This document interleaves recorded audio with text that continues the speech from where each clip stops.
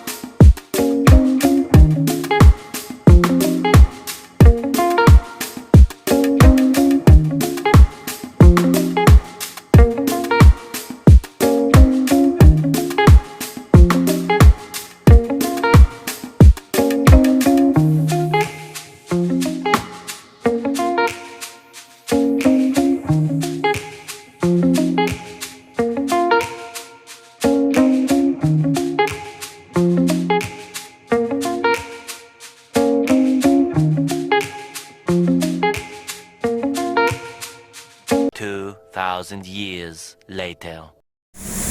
So ngayon guys, paandarin na natin yung ginagawa guys. Okay, start.